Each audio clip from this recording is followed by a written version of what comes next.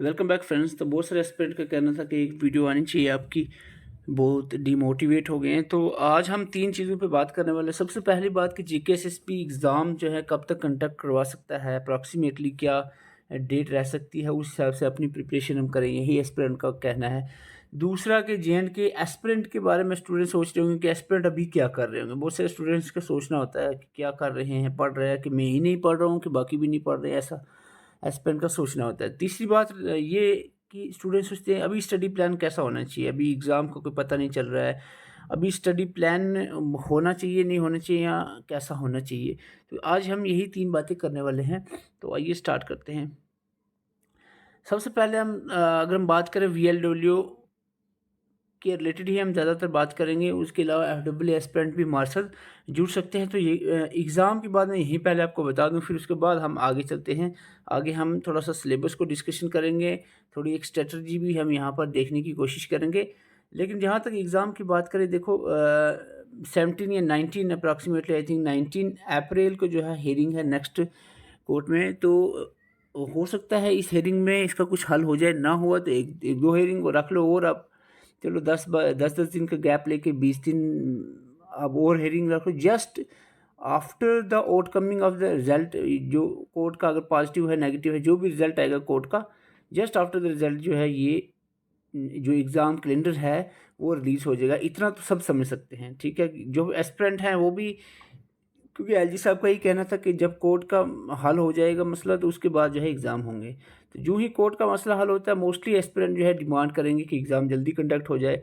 तो most probably हम मान सकते हैं कि 1-2 हियरिंग में इसका हल हो जाएगा, क्योंकि होना भी चाहिए, इतना बड़ा इशू है ये। एस्पिरेंट जम्मू एंड कश्मीर के सारे एस्पिरेंट इस पे डिपेंड कर रहे हैं। तो होपफुली अगर ये 15 मई तक इसका जो हल हो जाता है केस का, तो 15 दिन और रख लो, तो अप्रॉक्सीमेटली हम अगर चलें तो मई का महीना अगर आप छोड़ देते हो, जून 1 ही ले लेते हो, ठीक है।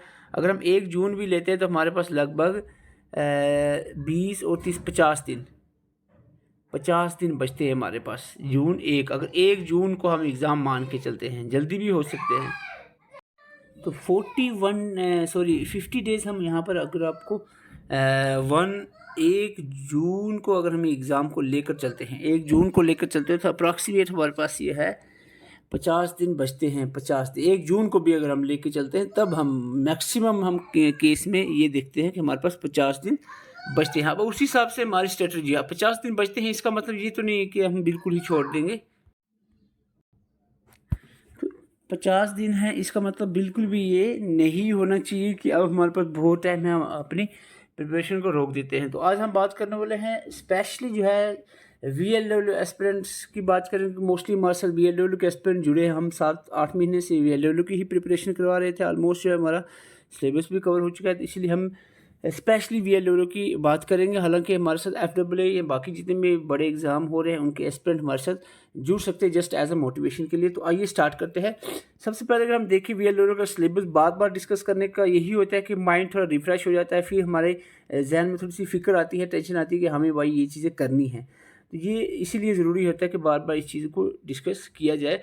यहाँ हमारे पास जनरल अवेयरनेस जो है 20 नंबर का है। जनरल अवेयरनेस 20 नंबर का है, थोड़ा सा मैं ज़्यादा नहीं लूँगा, इसको लंबा नहीं खींचूंगा वीडियो को। कंप्यूटर की बात करें 25 नंबर है, रीजनिंग 20 नंबर, मैथमेटिक 15 और इंग्लिश जो है हमारे पास यहाँ पर 20 नंबर की है। तो ये ऑलमोस्ट जो सारा हमने जो करना है, ये आपको सिलेबस कवर ये आपके सामने है, ठीक है।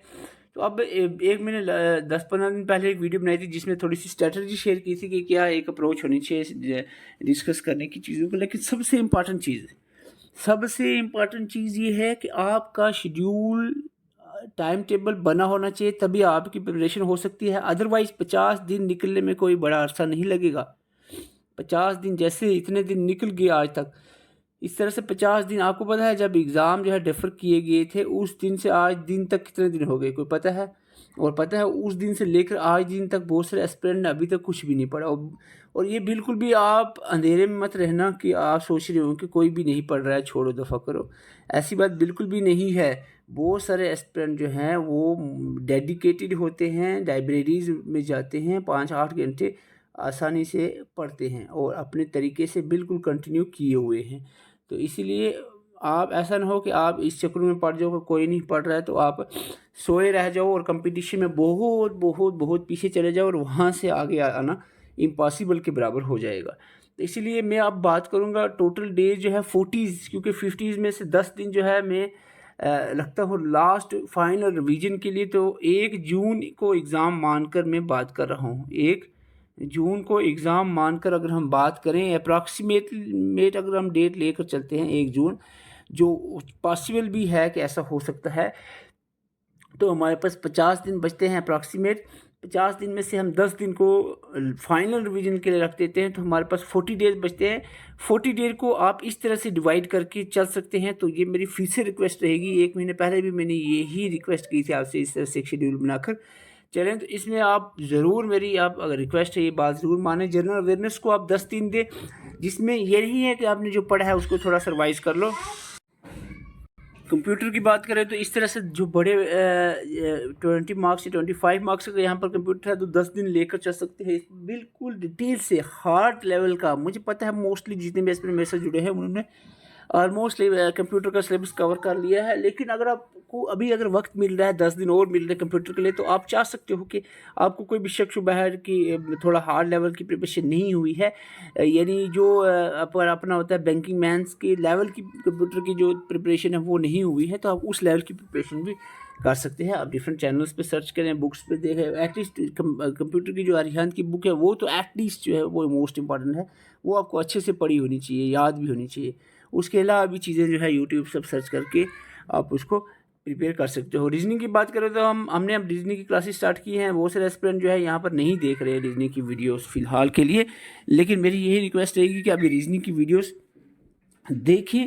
और खाली इसी चैनल से नहीं, बाकी भी ये चैनल से जहाँ आपको समझ आता है सिलेबस के हिसाब से आप वीडियोस देखिए और अपने शॉर्ट नोट्स जो है साथ में बनाने की कोशिश करें। तो बहुत सारे एस्पिरेंट ऐसे भी हैं जिनकी जनरल अवेयरनेस कंप्यूटर वगैरह कंप्लीट है, लेकिन रीजनिंग मैथमेटिक्स का अभी पोर्शन बचा हुआ था कुछ हद तक।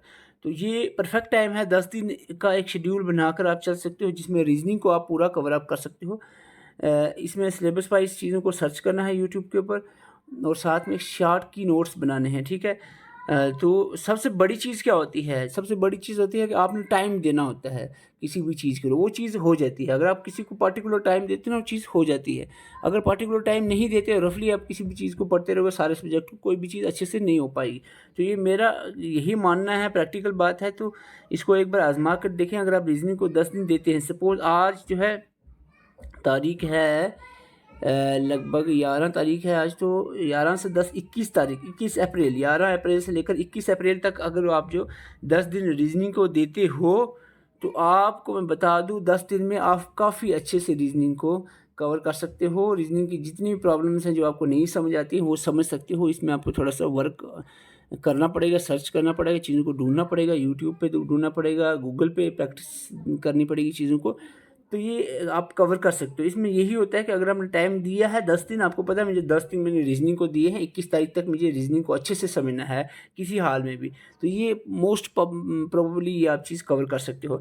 मैथमेटिक्स को ऐसा बिल्कुल भी नहीं है कि टोटली स्किप कर दो, जो एस्पिरेंट मैथ बैकग्राउंड से नहीं है वो ये कर सकते हैं कि मैथ का जो पोर्शन है 5 दिन उसको स्पेशल दे दो, कि जितना हो सका मैं 5 दिन में मैथमेटिक्स को जितना हो सका इसका कवर करने की कोशिश करूँगा। 5 दिन का मतलब ये नहीं है कि 5 एक दिन में 15 मिनट, दूसरे दिन में 15 मिनट, यानी अभी मैं ज़्यादा नहीं कहूँगा 8 घंटे, एटलीस्ट 4 घंटे पर डे के हिसाब से 5 के 20 20 घंटे, 20 आवर्स जो है अगर आप देते हो मैथ्स को अच्छे से, तो होपफुली जिसमें जो चीज़ें भी है आप कवर कर सकते हो। अगर आपको थोड़े मतलब दिमाग ज़्यादा तेज़ नहीं चलता है, थोड़ा सा 5 की जगह 8 दिन कर सकते हो, इसमें कोई हर्ज नहीं है।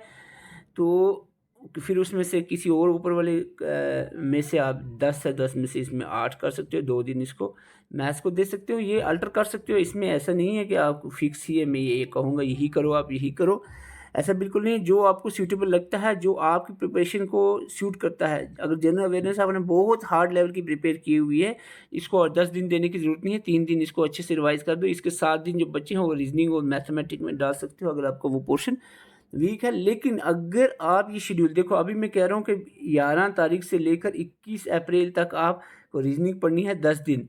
मैं आपको 21 तारीख को अगर पूछता हूँ अगर आपने शेड्यूल नहीं बनाया होगा तो डेफिनेटली आपका ना रीजनिंग कवर हुई होगी और ना ही कोई और सब्जेक्ट का आपने कुछ उखाड़ा होगा। तो इसलिए अगर आपने शेड्यूल बना लिया कि 11 तारीख से 21 तारीख का तक मैं रीजनिंग पढ़ूंगा और उसमें वो सब टॉपिक्स को मेंशन कर दिया कि 11 को ये पढ़ना है, 12 को ये चीज़ें कवर करूंगा, 13 को ये चीज़ें कवर करूंगा। अगर आपने ऐसा एक पेज पे आधा घंटा अपना सर्व किया, एक पेज पे आपने लिख दिया ये सारी चीज़ें, एक शेड्यूल बना दिया, तो फिर 21 तारीख को मुझे आप बताना कि आपने कोई चीज़ कवर की कि नहीं, आपको कोई फ़ायदा हुआ कि नहीं। डेफिनेटली फ़ायदा होगा, ये चीज़ आप आज़मा कर देखना, ठीक है।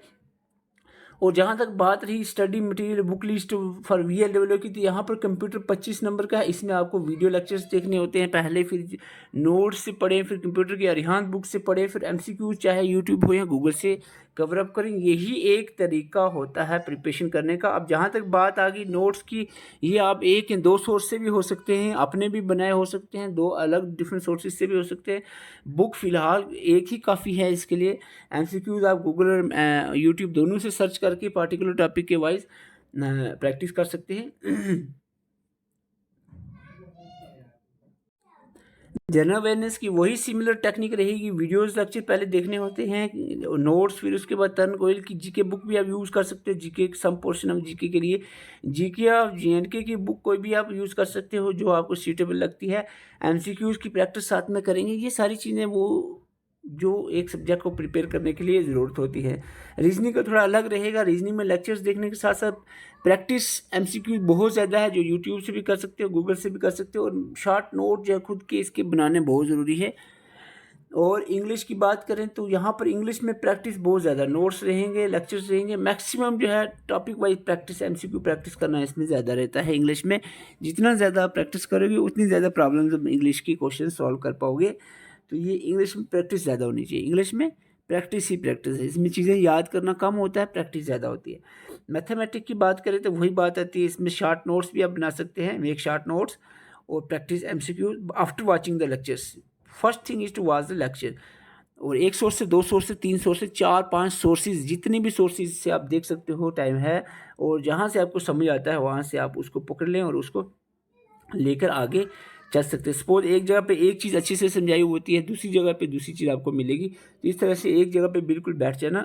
बिल्कुल बहुत सारे ऐसे मुझे मैसेज करते हैं कि मैं टोटली आप पे डिपेंड हूँ। ऐसा मैं हरगिज़ नहीं करता। हालांकि मैं कोशिश करता हूँ कि सारी कंपैरेटिवली जितने भी चैनल्स हैं उनके सारे का कंटेंट से ज़्यादा कंटेंट मैं एक चैनल पर प्रोवाइड करने की कोशिश करूँ, लेकिन ऐसा नहीं होता कि एक ही जगह पर सारी चीज़ें मिल जाए। आपसे रिक्वेस्ट है कि आप बाकी डिफरेंट सोर्सेज पर भी सर्च करें।